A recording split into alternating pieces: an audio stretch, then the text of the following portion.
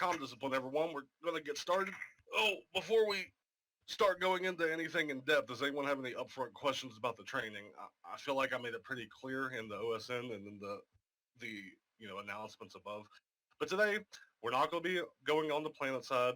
We're just going to be chilling in this Discord call, and there's a lot of documents on the Discord that people have spent a lot of time and over the years working on, and I'm not going to like force you all to read all of them, but I have picked a couple pages from 3 different documents to go over, just because I know they're boring, and I know a lot of you haven't read them yet, and I'm not requiring you to read them, but we're going to go over a couple of them and just kind of pick out some nuggets of information that you might have either known or not known. So before I get started, does anyone have any upfront questions?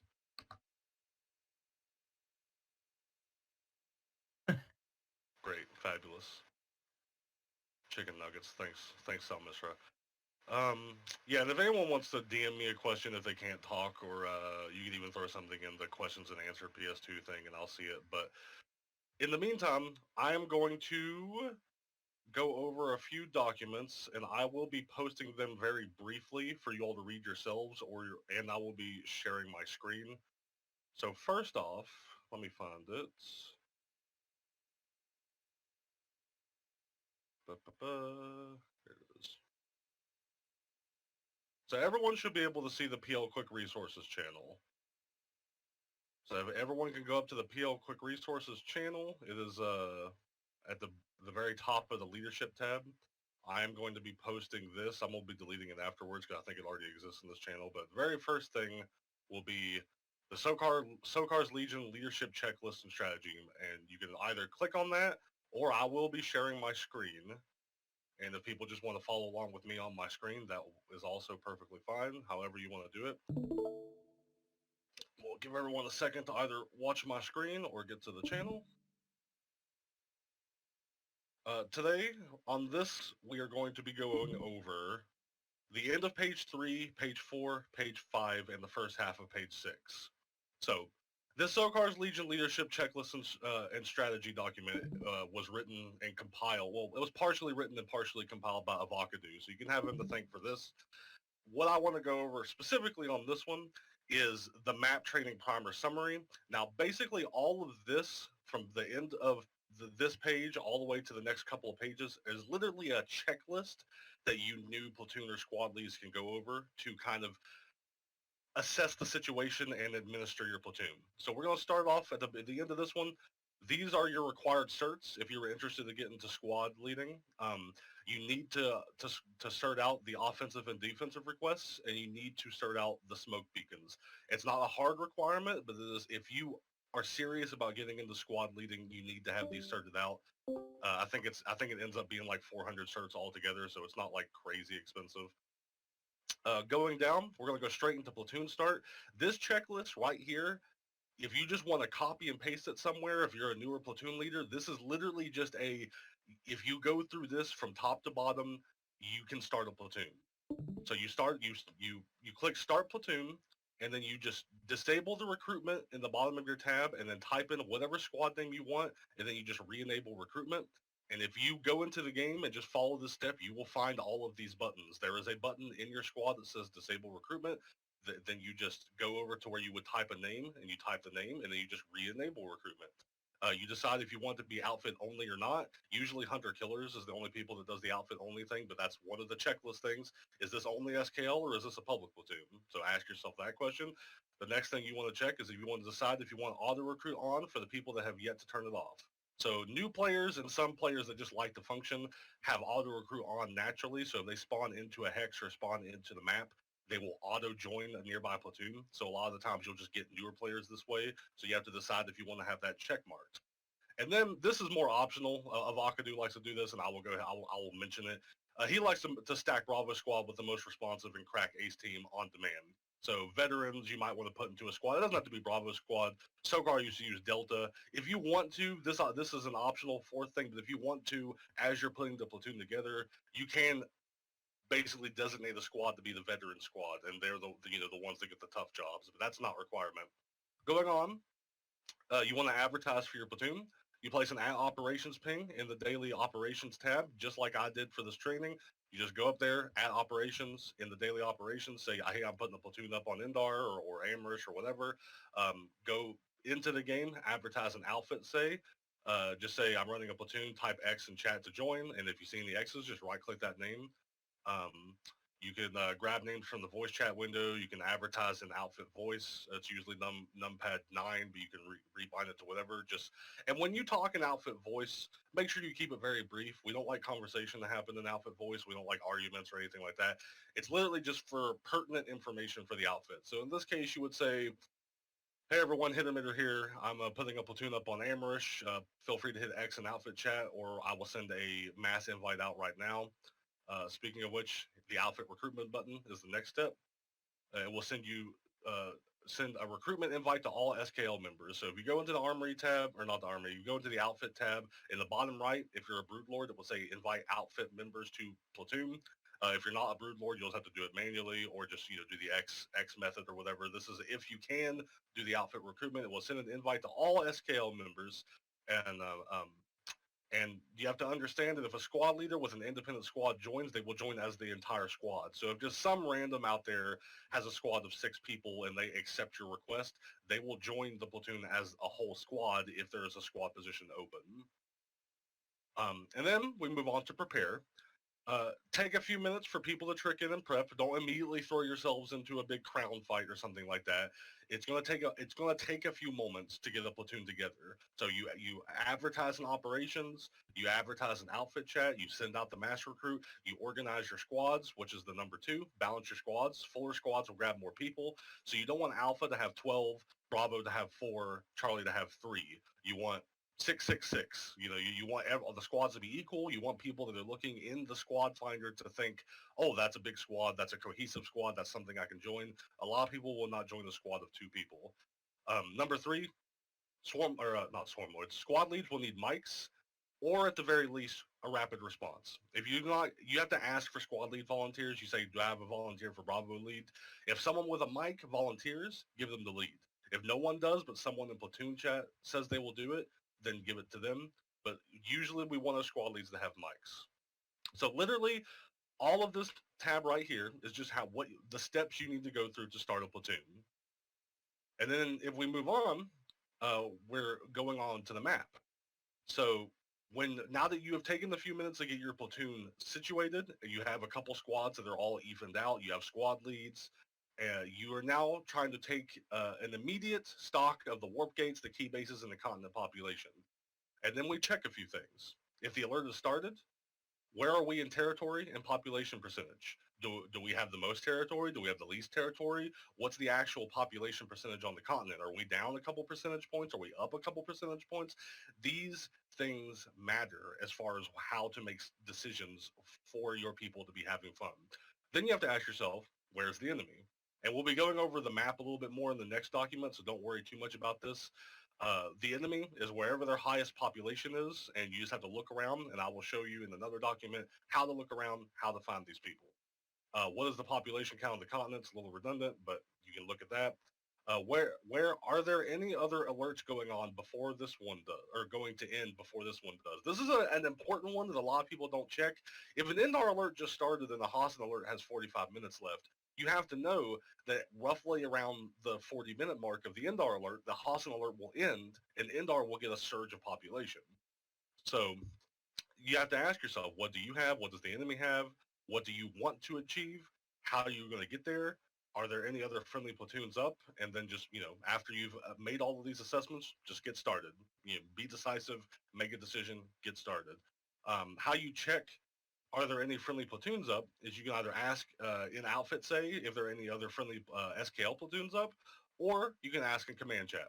Command chat, sometimes it's crickets, sometimes it's not. Command chat is very variable. Sometimes you'll get 4 or 5 platoons coordinating with you and it feels amazing. Sometimes you will get nothing but silence.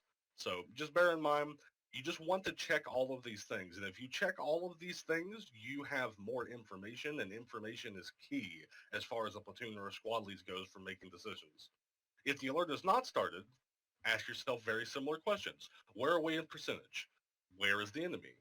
Now, you might be asking for a different reason than you were asking up here, because if the alert's already started, the enemy is already actively trying to win the alert. But if you are checking before the alert has started, where the enemy is will tell you how organized their platoons are.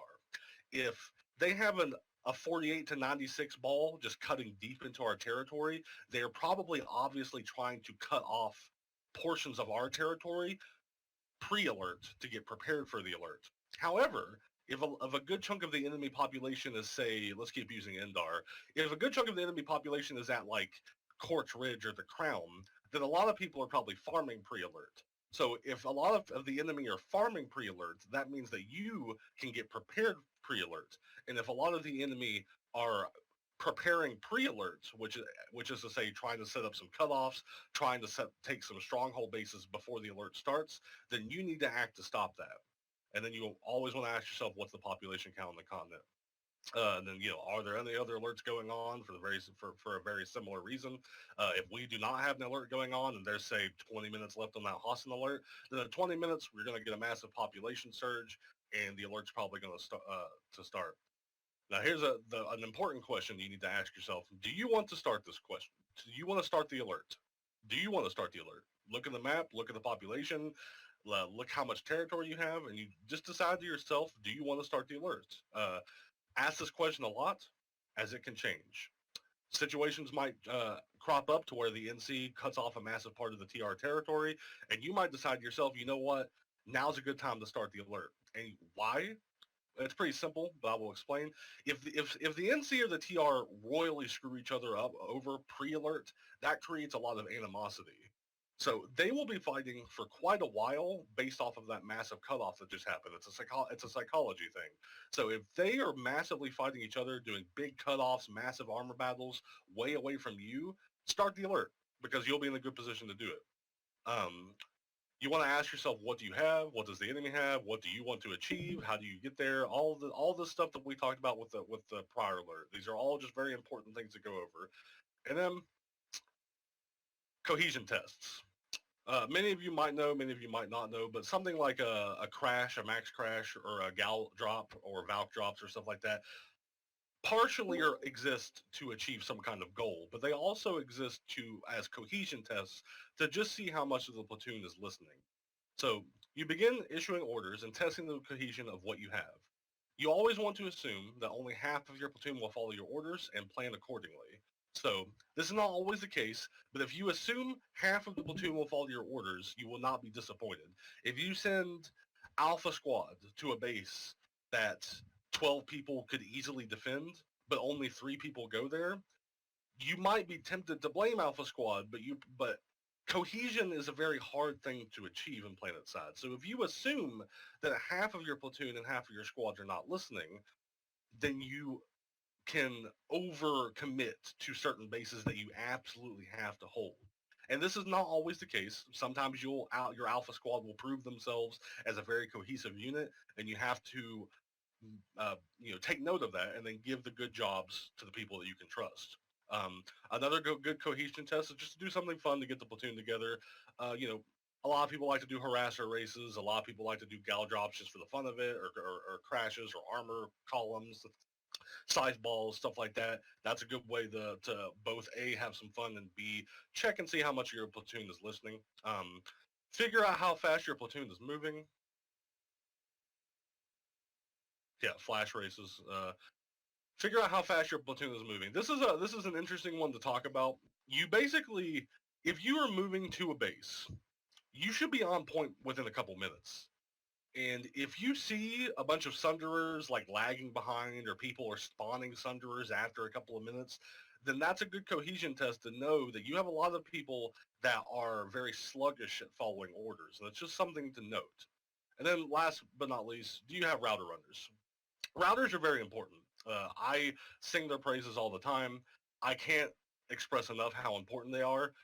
Just strategically, tactically, at almost any base. They are also very good cohesion tests, because if you tell your platoon, hey, I have a hard spawn that the platoon has provided for you at this place that I want you to be, then they have no reason not to be there. And if you get beacons up and a router there, your platoon should be there. At least 40 or 45 of your people, if not all 48, should be at that base within a couple of minutes. And that's just a good way to check. Are a lot of people taking this router? Is the router not being taken by a lot of the platoon and it's just getting killed for no reason? Good cohesion check. This map training primer right here is number 5. We're actually going to go over that next, so I'm just going to skip it. And then macro tactics for the platoon. And I'm going to go over this very briefly because these, bear in mind, are very, very broad generalizations. But SKL strategic doctrine follows these 3 principles. We have a standard which is a focus on 3 types of battle. Mostly don't get yourself farmed. So there's 3 types of battle. We're going to go over down here. Improved is focus on fortresses. This requires more knowledge of bases and territory, which is mostly a matter of time leading. So basically, what these 2 things mean is that the standard is basically what we want most of our public platoons to go off of. If you are trying to go for something fairly try-hardy, fairly sweaty, then we want you to go for the improved, which a lot of the times I will tell a public platoon, avoid fortresses, avoid Quartz Ridge if we can help it, avoid Howling Pass if we can help it, avoid the Crown if we can help it, because those oftentimes become slogs that only an organized platoon or a massive overpop can take. And then advance is for like hunter killers type stuff. Be bold, do crazy weird things. If it doesn't work, fall back to improved. So we're gonna go over the 3 types of battle that are outlaid in this thing, and then we're gonna pretty much wrap this document up. So as far as the 3 types of battle go, there's getting farmed. So it is being outnumbered but holding on the defensive. So your focus. So if you're getting farmed, you have to focus on bringing in pop, holding key structures, and not dying. Unless your intent is to hold enemy pop, decide quickly if you want to leave or stay. So what this means is that a lot of the times it's okay to be farmed. It's okay to hold a fortress base at 76 of the enemy pop, 24% us pop, as long as we are achieving something. If you are trying to put defensive requests here and bring reinforcements, if you are holding a key structure and therefore depriving one of the points from the enemy and making their 4-minute cap a 10-minute cap, and if you're not dying and giving them free kills, if you are achieving something while being overpopped, then stay there. If not, then you need to decide to stay or leave. You need to either figure out a way to make this farm work to your advantage, or you just need to tell everyone to hit the U key. Let's get out of here to a fight that matters. The next type of battle is a productive battle. It's basically a battle where you are moving forward on the offensive. Armor should sweep over and around the enemy bases with the intent to clear and camp that base's armor platform. Air should engage targets over the base first, then begin air-to-ground runs before burster maxes deploy. This is the kind of stuff that is advanced for a public platoon, but it's always good to note. If you have any armor guys playing, on the game, if you have any air guys playing, it's always a good idea to say, armor guys, if you're in lightnings or whatever, find enemy Sundays, camp the armor platform. Air guys, keep the air clear. There are a lot of times where enemy gal formations, especially if we're up against FedEx or Teal, not Teal, FedEx or Gold. If we're against them, a lot of times you'll want to say pull burster maxes. We need to, swap them off. And then the last type of battle is just repelling, defending, but hardcore. Lots of sunder hunting. So it's something like, imagine a lot of the more memorable fights that you might have at, like, say, Quartz Ridge or Crossroads or whatever. If you are at the point where you have 1 or 2 base of the points and the cap is long enough, start Sunday hunting. If you're going to lose a base on a lattice, deploy early on the next one and deploy anti-tanks, anti-air, blah, blah, blah, anti-infantry to slow the enemy's advance. This is a good one that a lot of people don't do. Sometimes a platoon will be super focused on trying to defend a base that they just cannot defend. And you just need to recognize we're not getting on point. We're not going to be able to force it. They have too much armor, too much air, too much something that is preventing us from defending this base. The best way to break up an enemy Zerg is to deploy early on the next base in the lattice and get prepared. That's all we're going to go over today. There's a lot more in this document, a lot of good checklist stuff here. I'm not going to go anything more over here. We might do it at a later training, but feel free to read this on your own. It's a very good thing to read. But we're going to move on to the next one. and I will get it posted in PL Quick Resources. It's this one right here. Uh-huh. You're posting the link in a text channel. Yeah, I'm gonna post it in PL Quick Resources.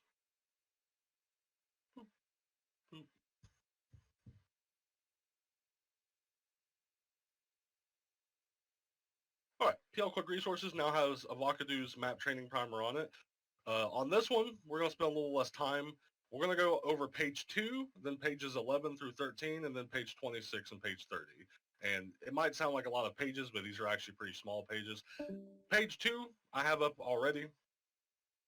It's basically just, these are good hotkeys to know. These are good hotkeys to know. These are good hotkeys to tell the platoon about. M opens the map. J redeploys to the biggest fight on the map. U is how you redeploy. A lot of the times you should say everyone hit that U key. Everyone hit that U key. You don't want to say redeploy all the time because you might have a new player that do not know how to redeploy. They might have just been living the J life for a couple months. So U, always a good thing to say. Spacebar centers your map on your current position. H is a good one. If you're alive and on just running around, if you hit H, it makes your mini map bigger. Very important if you're having heavy use of recon darts. Broodlords and above, you also can right click on the mini map to drop anvils and stuff if you want to drop an anvil near you. Scroll wheel will zoom the mini map in and out. Tab will bring up the battle hex information for whatever base you're on, and double click will auto zoom. So this is just good things to know, good information to have in your brain to spread to your platoon. I'm not going to spend too much time on this one. Now we are going to go to page 11. And this is the one that's kind of a little PowerPoint-y. So page 11, right here. I'm not going to spend too much time on this. This is just a good information to have. This is the breakdown of what you're looking at if you mouse over a base. The base name, the outfit that captured it last, the population density. Please note how the population density works. It does not give you an exact number. It gives you a rough figure. So it says 1 to 12. There could just be one person there. There could be 12. Same thing with 12 to 24, 24 to 48, 48 not to 96. And it has no metric for 96 plus. So if there's 200 people in the hex, it'll always say 96 plus. The base cap timer, what modules are active, what outfit resources it provides, these little markers up here in the top right that kind of tell you whether a generator is offline or whether the SCU is offline, the population balance, all good stuff to kind of just either have this as a reference for newer players or just kind of keep this in the back of your mind so that you can be informative with your platoons. The next we are going to page 12. This is just another one that just breaks down. We were kind of talking about this earlier, just how the squad spawn screens look. If it's a platoon or a squad waypoint is on it, the base will show up. If it's one of your platoon members or one of your squad members, you can deploy into their vehicles in the green. Otherwise, all of the stuff is just kind of like options. You can just kind of read over this at your own leisure. Each base will have these little icons on it to tell you what you can and can't spawn there. It's pretty useful to note.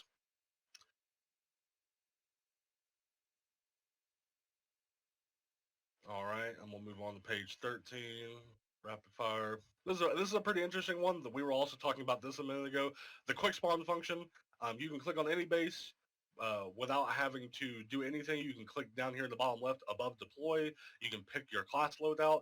You can click on this icon over here on the right to pick a vehicle to spawn on that base, and you will literally spawn in that vehicle from the map. On a lot of bases, it's darn near mandatory to do. Because say on like a containment site or something, like the run to a air terminal or to a vehicle terminal can be a little long, to where this just literally just deploys you straight into the vehicle. The quick spawn screen is very important to understand.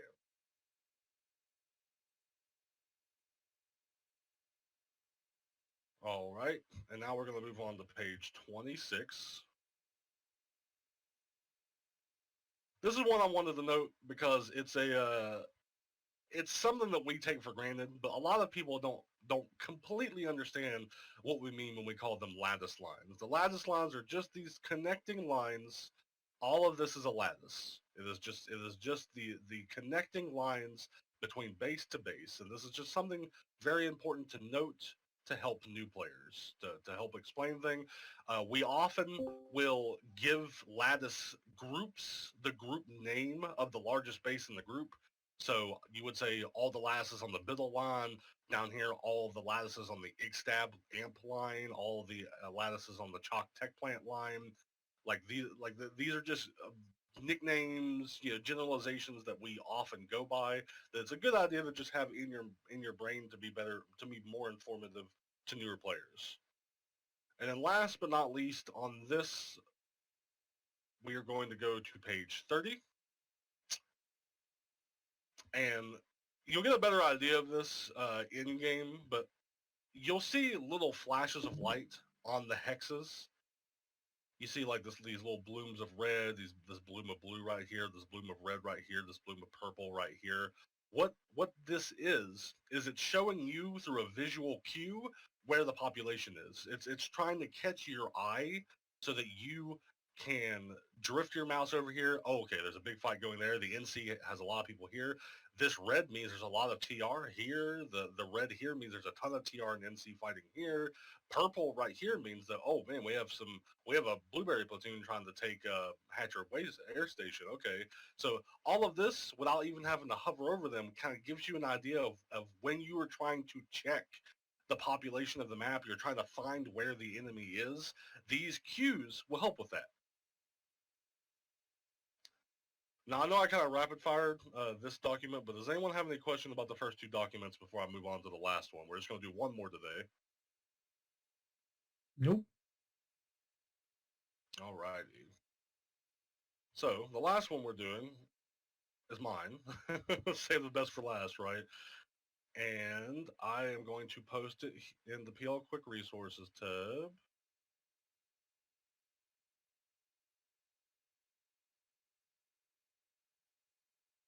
Right there. Public platoon leading, written by me. I'm not pretending to be an expert on this, but I am the head of the OA, so obviously SKL thinks I know what I'm talking about at least some of the time. So on this page, or on this document, there's a lot to go over. I want to start on page 3. These are just broad generalizations, as I say. Before we get started, however, I have a handful of upfront advice that I think you should always consider. So with my document, I am trying to just go over a lot more theory, administration, catering to newer players like SKL likes to do. So a lot of this will be more theory and less like real, like tangible stuff. So a lot of this is just, number one, be positive. If you're a squad lead, a platoon lead, an active member of your platoon, you always want to be positive. Your platoon will be made or broken on your enthusiasm levels, especially if you're a platoon lead, but also for squad leads. If we're losing, don't act like we're losing. Act like we're winning. Try to instill some kind of positivity into the new players, instill some positivity into your platoon, and you can make some great things happen. A positive outlook is very useful in this game, especially because we have a lot of negative people that play it. So we can stand out by having nice, positive platoons that always tries to win, always tries to perform well. We don't resort to any kind of name calling or anything like that. Moving on to number 2, tangible, be clear, repeat every order twice. And this is an overgeneralization. You don't have to repeat every order, but a lot of the times your mic will garble up. If any of you have ever been to my trainings in VR or in the game, you'll know that half of the time my mic is just garbling up my words. So it's always good just to help with any kind of mic issues and to help new players understand what the hell you're talking about, to repeat very important orders twice. Because if you say, everyone hit that U key, we're going to end our excavation sites, and then just leave it at that, you might have been garbled up by your mic, or a new player might be hitting the map screen to kind of, okay, where's this? What did he say? Like, Endar what? Like, this, the whole map is Endar. Like, what are we talking about here? So by the time that new player has hit the M screen to try to figure out where you're talking about, you can be in the midst of saying, all right, everyone, hit that U key, we're going to end our excavation. All right, everyone, hit that U key, we're going to end our excavation. And just saying it twice for the important ones helps your mic not screw you over, and also helps new players kind of get an understanding of where they need to go. It gives them some time to absorb the information, and it gives them some time to find what you're trying to get them to find while also, going there. Speaking of new players, number 3, be informative. You always have new players, so explain what is going on. This is not the case for like the last, say, 20 minutes of the alert. 20 minutes of the alert, you need calm discipline. You need to focus on the objectives at hand. But before that point, if you're ever at a base, it's pretty easy to capture. If you're at 50% of the map, and you have like 20 minutes to go, and there's no way you're going to lose, open the floor for questions. Explain what baby gates are. A lot of people are like, what the hell is a baby gate? Like, it's a hard light barrier. Explain what hard light canopies do. Explain, the function of a sunderer. Explain anything that people want to know. If people are asking questions, answer them. Another important thing that I like to do is keep your squad leads in the loop. Reliable squad leads will help with platoon cohesion, making them feel relevant and help with their performance. So if someone is a squad lead in your platoon, it's a very important job. A lot of platoon leads do not have full appreciation for how important of a job it is, because if a squad lead can actually get their squad at least half cohesive, then that is a great boon for the platoon. So it's always a good idea to talk to your squad leads, to ask for opinions, if a squad lead says, hey, PL, can I take Alpha Squad to go help this base? Let them do it, because you need to show trust in your squads, and you need to show that your squads are not just an extension of the platoon. Your squads are 4 individual entities, and the platoon lead is just the person that is directing them. So it's a good idea. People like to feel like their squad has some kind of autonomy. They like to feel like their squad is being noticed for the things that they are doing. So it's always a good idea if you send the squad to help defend the base. If they succeed, great job, Alpha Squad. Like, good call on going there. Great job. Bravo Squad. Great job taking that ghost cap. Now redeploy over here. Positive reinforcement will help the squads stay cohesive, because if a member of Bravo or Alpha Squad at that point were not listening to their squad leads, they might be more tempted to now, because they're getting some real positive buzz from the platoon lead and the rest of the platoon.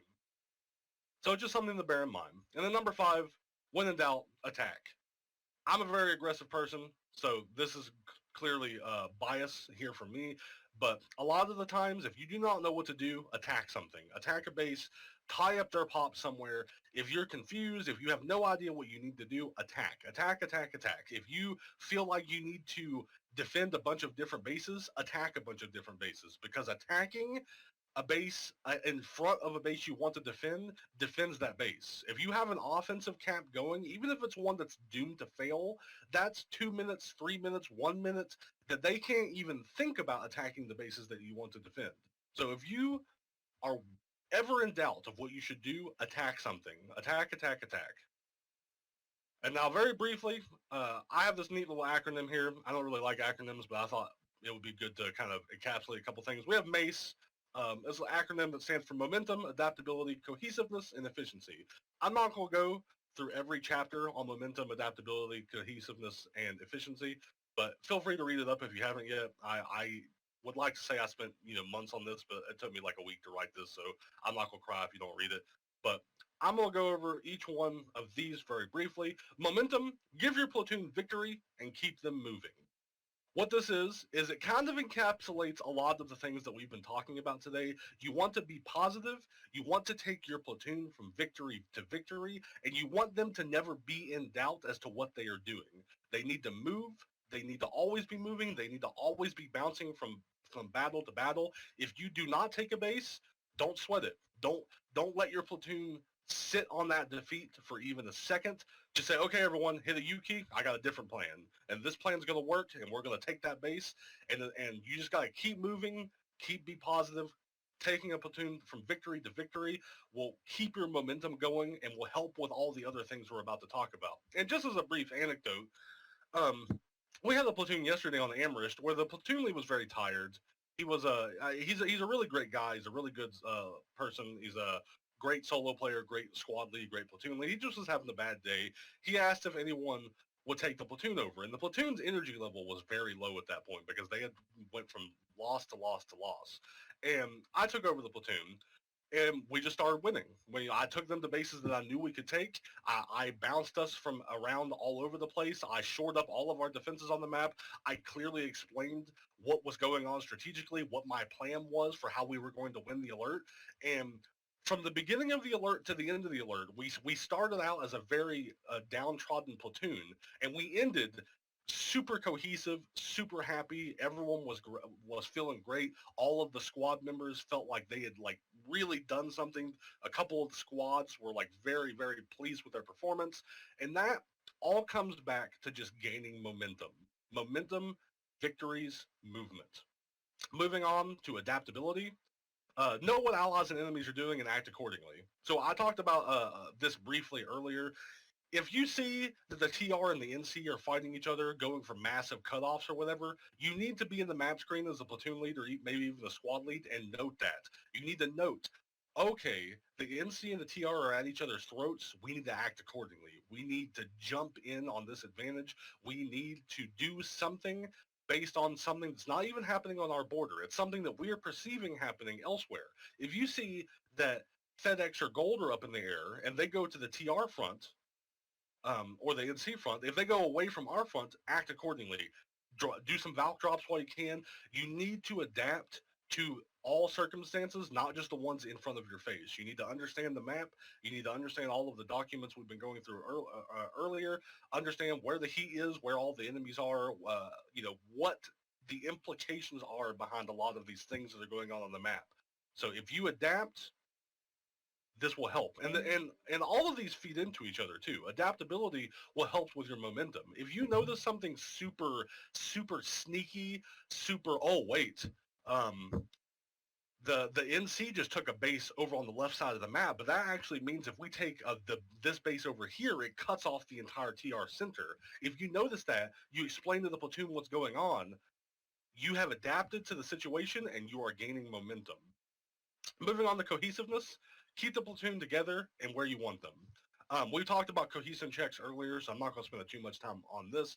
Cohesiveness you can achieve by doing a great amount of things. There's a ton of things you can do to get cohesiveness. If you, like I said a minute ago, are giving your platoon victory and keeping them moving, and if you are adapting, then your squad leads will be really, really trying to take control of their squads. And if they're taking control of their squads and getting a bunch of praise for all of their victories, then the rest of the squad will keep together. It's as simple as that. You can do things like gal drops. You can do things like crashes. You always want to use routers. There's a lot of ways to keep cohesiveness. But if you, and remember, we are going off of the assumption that half of the platoon is not going to do what you say. At the beginning of an alert, at the beginning of a fresh platoon, you must always assume that half of the platoon is not going to respond quickly or may not respond at all. But as you gain momentum, as you adapt, as you do cohesion checks, that 50% will go up to 60%, will go up to 75%, and eventually you'll get to the point where you feel like short of one or two people, you have 100% of the platoon on your side doing what you want. And last, we are talking about efficiency. Efficiency is getting the most out of your platoon's lives and nanites. So something I like to say, and I've said a couple of times now, PS2 is not a shooter. It's a walking simulator. A lot of the times you will take a base, regardless of tactics, regardless of individual skill, because you facilitate a way to give your platoon the least walking possible. Your platoon should be revived by medics. They should be provided beacon spawns. They should be provided router spawns. They should be provided close Sunday spawns to where if any of them die, they know that they will get rezzed. They know that they will be at a router and back in the fight in 15 or 20 seconds. And they know that a max or armor or air will be nearby to supplement their numbers. A thing that you can do as a squad or a platoon lead is encourage people to get into maxes. I know for new players, maxes are kind of like a boogeyman or whatever, but you get your nanites back pretty quick. And a max, especially if a squad is doing an objective by themselves, amplifies your numbers by supplementing them with a very heavy platform that can either do anti-infantry, anti-tank, anti-air. They're very versatile. So basically, efficiency is just trying to make sure your platoon is not having to run as much as possible from one point to the next. You want your platoon to either stay in the building and get res by medics or get on the router or get on the beacons. They should not have to spawn, a minute and a half run outside the base and then have to jump up a hill to get back into the fight. There should always be a way for them to be efficient with their time, with their lives, with their nanites. And that's all I'm going to talk about in this document. These are all the documents I wanted to go over today. I know it's a lot of talking. I know it's like very seminar-esque, but I really kind of wanted to just, a lot of people, Avocado put a lot of work in those first two documents. I feel like there's some important information in my document, so I really wanted to kind of give you guys an idea of where SKL's thoughts are, where our minds are as far as just administration, tactical and strategic doctrine, and just how to be positive, how to act. Now I will open the floor for questions. We're going to go into the Q&A. People are free to unmute themselves and raise their hand, so to speak. If anyone has any questions, now is the time for the Q&A. Thanks for listening to me talk for 40 minutes. Before you go into the Q&A, I just want to say well done. I like that you rolled through, and I like the fact that we've got a whole bunch of new leadership in here, seeing kind of the intro to the expectations and a lot of the little minor things that will build all of the experience, make it much better for everybody involved as well, make you a much better leader in SKL overall. So well done, Prozan. That was really well done. I enjoyed sitting in on this one. Thank you for being here. Thanks for the compliment. Well said. All right, so any questions? I know Hitter wanted me to talk about Hossin, so I already have a little Hossin strategic presentation ready. But before we get to talking about Hossin, does anyone have any questions either about the documents or just generally about leadership? So in general, when you're looking for a squad lead, what are you looking for them to do other than just have a microphone? See, a lot of that is up to you. When I am running a platoon, I want my squad leads to be as autonomous as possible. I will keep the platoon together if I do not feel like the squad leads have very good control over their squad. But it's really kind of up to you. How casual you want to run the platoon, how try-hard you want to run the platoon is completely up to you. I am just giving you broad generalizations here. It is useful to have squad leads that know what they're doing, that have a mic, that understand the map, can offer advice. You just need to be very careful because there is a very thin line between offering advice and backseat platoon leading. We do not want our squad leads to backseat platoon lead the platoon lead. We want our squad leads to be helpful advisors and assistants to the platoon leads.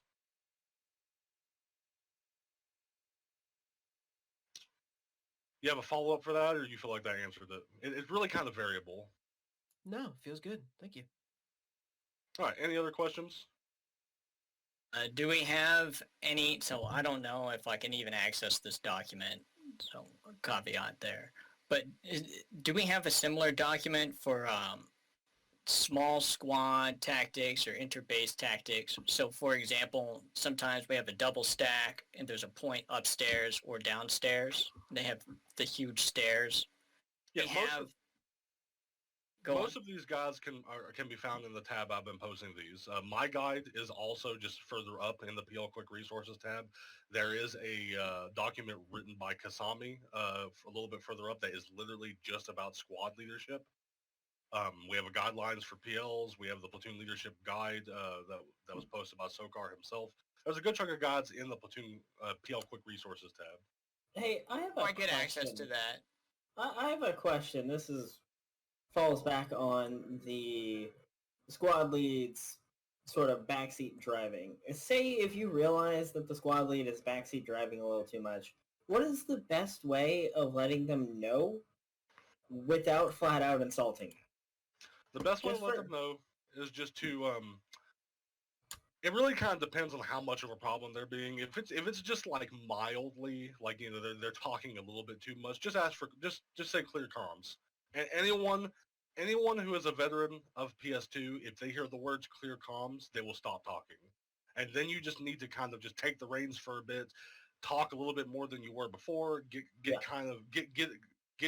control of your platoon, and just for a couple minutes, just kind of talk a bit more and reassert control. If it's a big problem, DM them. Just DM, say something like, "Hey man, I'm not mad, like no big deal or anything, but like you're backseating a tiny bit, and just do not in any way take it into public comms. Like the platoon chat is not for arguing. It's not for browbeating anyone. Do not say you are backseating me. Please back off in platoon chat. It's not something that we want. That you want that kind of drama in the platoon. So No, you don't. if it's light, just just take control of the platoon for a few minutes. Ask for clear comms. Reassert control. And if it's heavy, DM them. Okay, fair enough. And general remarks. Did you ask a question again about the thing? Hey, how do I get access to that? I'm assuming it's an in-outfit rank thing. It should not be. No, you can. You're a legionnaire, right? Yeah. So if you scroll down, I don't know where you are, but if you start from the top of Sokar's Legion, scroll down until you hit the Leadership tab, and at the very top of that tab is the PL Quick Resources tab. Yep, I see it. Yep. You. Yeah, and then all of those tabs, or a lot of these guides are in that tab. And if you want any more, feel free to ask, and I can maybe post some more. But I mean, we have a couple platoon leadership guides. We have a squad leadership guide. There's a good chunk of reading in there as it is. Okay, thanks. All right. Any other questions?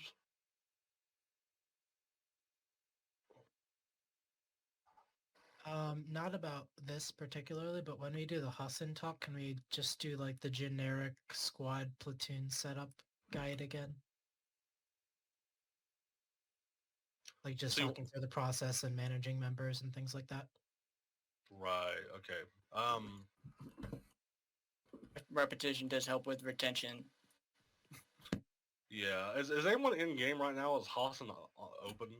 I am. Hossin is in-game, open. and Hossin is open, and it's in an alert. 40 How much? minutes. I'm 40 camping minutes. Nasons. Okay, so here's what we're gonna do for the Hossin talk. I was just gonna do it on here, but I guess if we want to go over the putting a platoon together, let's log into the game real fast if anyone can. I'll keep sharing my screen. We'll log into the game. I will go over Hossin in game and show newer players how to set up a platoon, in game, and then we will break. So let's spend the next. I want this to be done by 9, so 13 minutes. Everyone start logging into the game, and we'll go over Hossin, and we'll go over starting a platoon. All right, Good Prozan, good stuff. stuff. I'm gonna bop out of here this time. All right, see you, Uber. Thanks for showing. Thanks, Uber. See you guys. Good luck on your journey in SKL leadership. It's a long and winding one. And people don't have to log into the game if they don't want to, because I will be sharing my screen. But I was just going to use a map of Hossin. Now the Hossin warp gate. And what I'm going to do is I'm going to go to my keyboard and I'm going to hit the P key. It's going to take me to the social tab. And then right down in the bottom, middle, I'm going to hit the big green button that says create squad. I am now in a squad by myself. I am now going to go to the bottom of the squad and I'm going to click disable recruitment.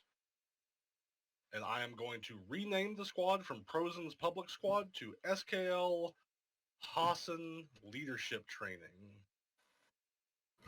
And then I'm going to click the button enable recruitment. And now everyone that goes into the social tab, that goes into the squad finder, should be able to see my squad up called SKL Hossin Leadership Training.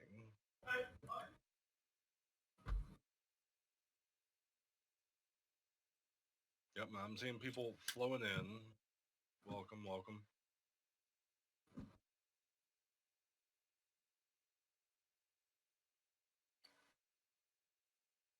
All right, looks like we have a good chunk of people in the squad.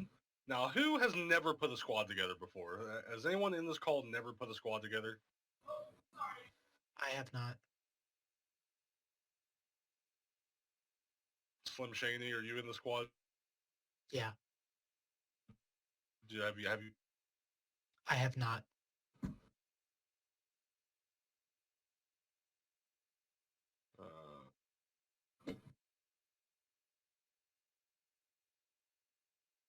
you all can still hear me, right? Yeah. Yeah, I can hear you. I have my mentor no. squad in here.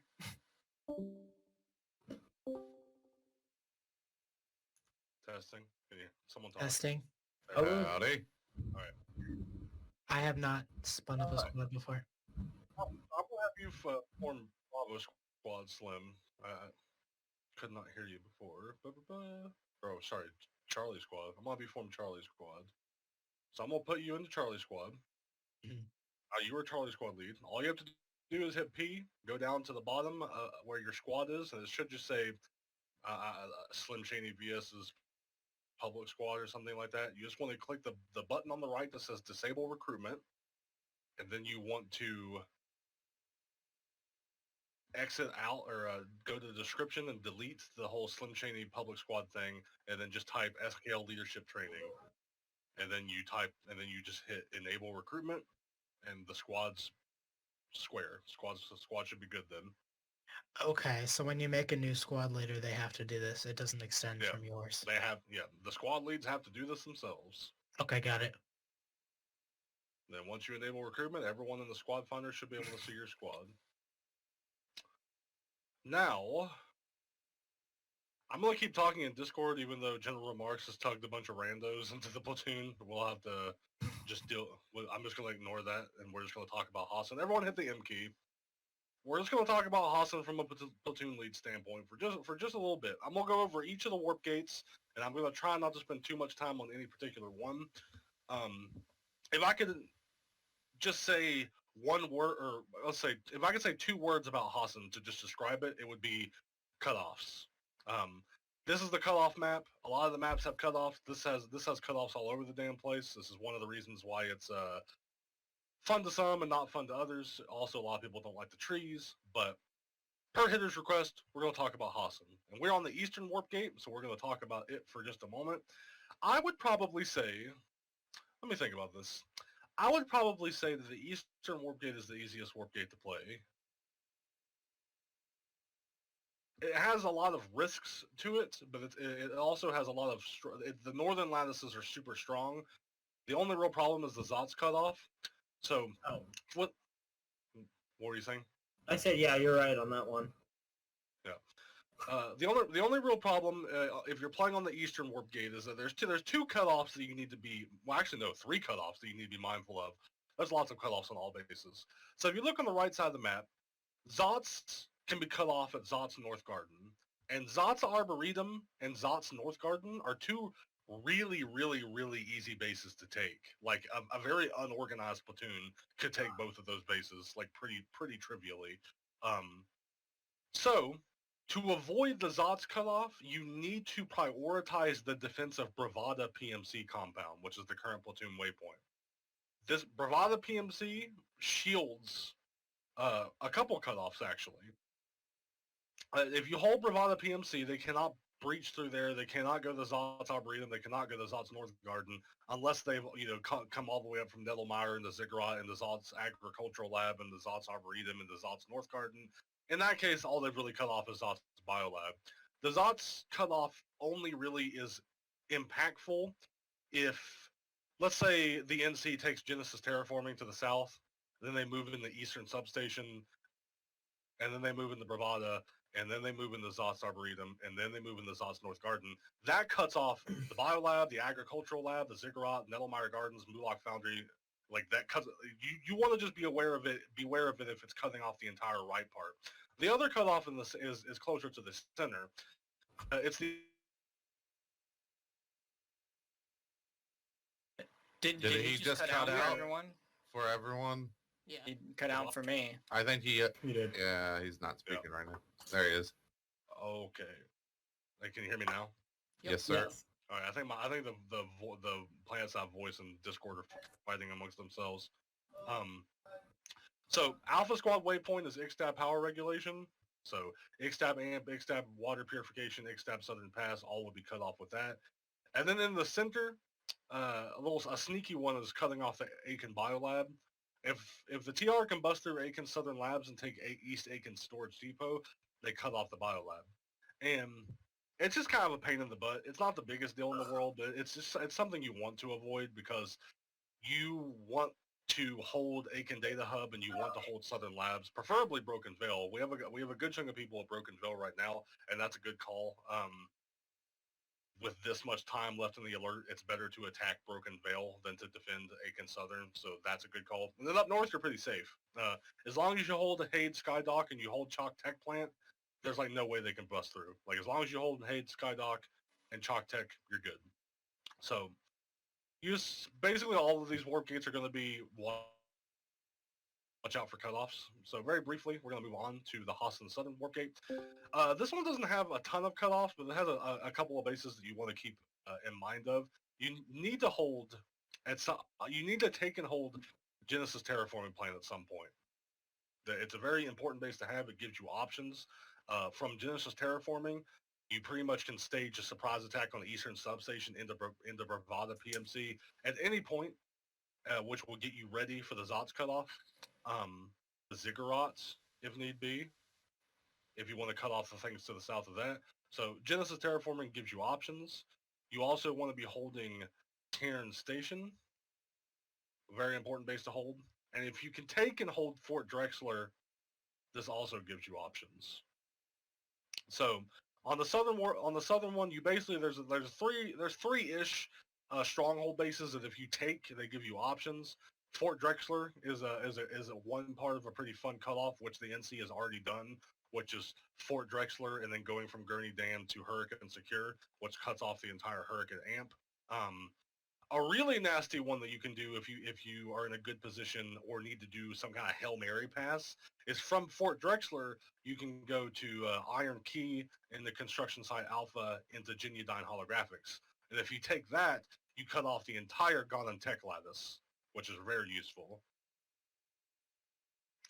And that's pretty much all I have to talk about the Southern Warp Gate. I'm trying to be brief here. On the Western Warp Gate, you need to hold Nom Amp, and from Nom Amp, you at some point need to, not at some point, but you need to hold Nom Amp, which is Platoon Waypoint now. You need to hold Hatcher Air Station. It's a good idea, because the Western Warp Gate's probably the weakest, to just give up the center, either pre-alert or when the alert still has like 45 minutes plus left. You want to make a stand somewhere around the side, like around construction site Epsilon or even Rainwright. If you just give up the center, that just gives, in this case, the VS and the NC way more connections to fight over. And then you can go for some more sneaky plays like cutting off the south of the north. So say from Iron Key, at some point you would want to stage a massive attack on Fort Drexler, force that through, take Tack on Storage, and then take Root House Distillery, which will just carve out the entire southern part of your Warp Gate area for yourself. And then up north, Construction Site Beta is a good cap. And then within like the last 30 minutes or so, you want to go for something sneaky. As long as you hold Hatcher Air Station, you're in the best position to move into the center by going to Aiken Data Hub, into East Aiken Storage Depot, and then from there, you can either hit Haid Skydock or go south and just complete the cutoff by going Aiken Southern Labs. So with Hossin, as I said, what I can tell you, it's cutoffs. There's a lot of tiny cutoffs that you can go for. There's a lot of stronghold bases that you can hold. Does anyone have any specific questions about Hossin?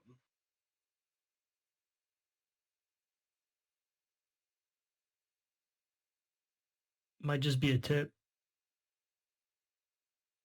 Do what? It might. I mean, I might just have a tip, but like Okay. that's it. Yeah, questions or comments, whatever. So on Austin, fuck gals. Just get Valkyries. Fuck Yeah, you some wanna others be- too. Get you- routers, Valkyries. That's it. You want to be fast. Routers are very useful on Hossin. Probably the worst continent to like be slow. Yep. Because the other outfits are gonna go with Valkyries routers.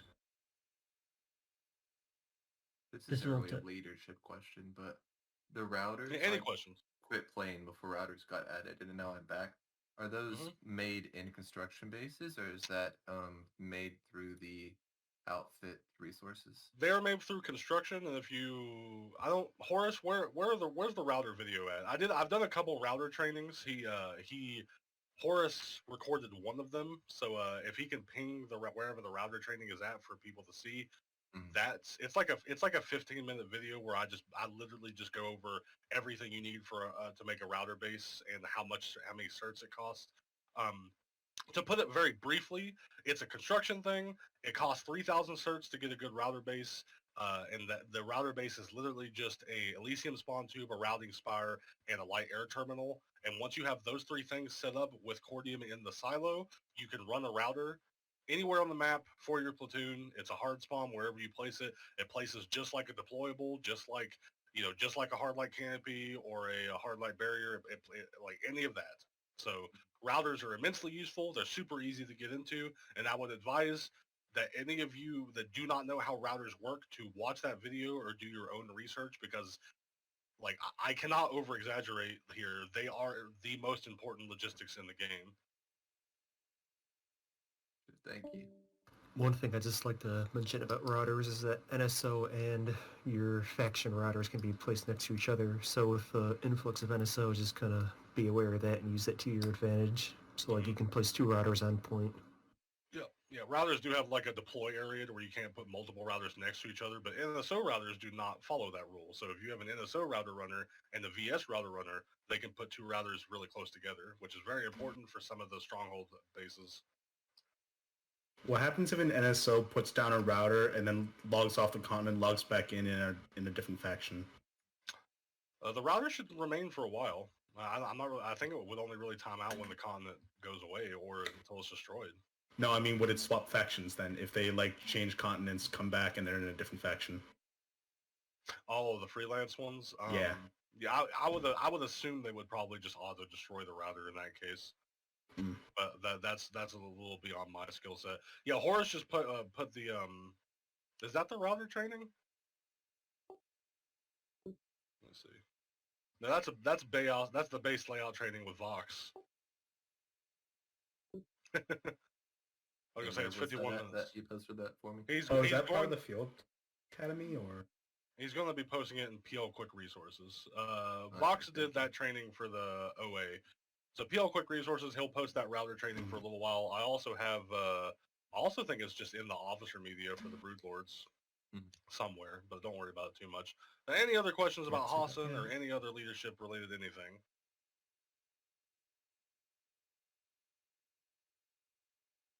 I'm going to go ahead and disband the platoon because we're pretty much done here. Boop, boop. Yeah, you overstayed 6 minutes because of us. Thank you.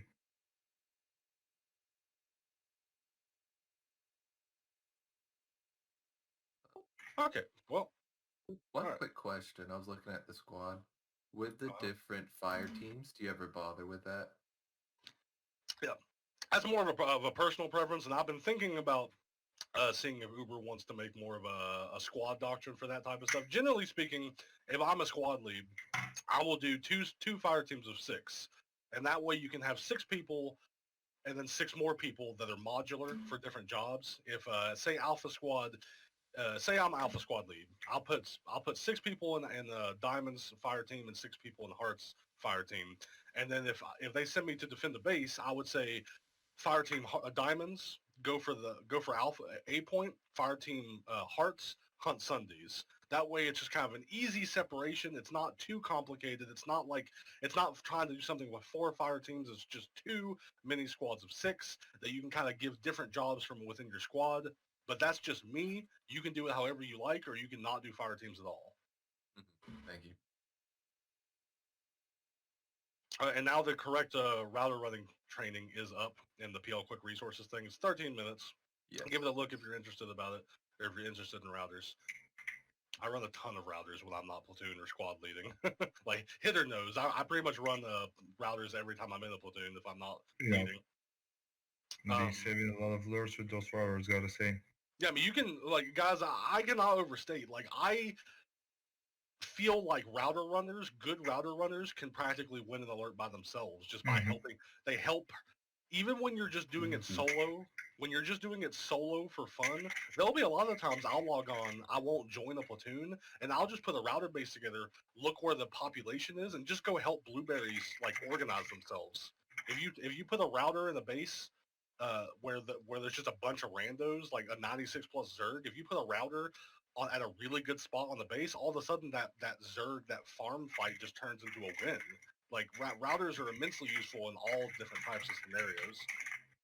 But I don't want to go on too long in diatribes about routers because I'm passionate about that subject. Does anyone have any other questions? Otherwise, we will officially be wrapping up the training. All right, well, thanks everyone for showing up. This will be the official end to the recording, so Horace, you can stop it here. And if anyone wants to stay here and chit chat or have conversations or whatever, feel free. Thanks for sticking with me for a little over an hour. I know a lot of the documents we went through pretty fast, but I just kind of wanted to give some general knowledge out, kind of give you an idea of some things and answer some questions.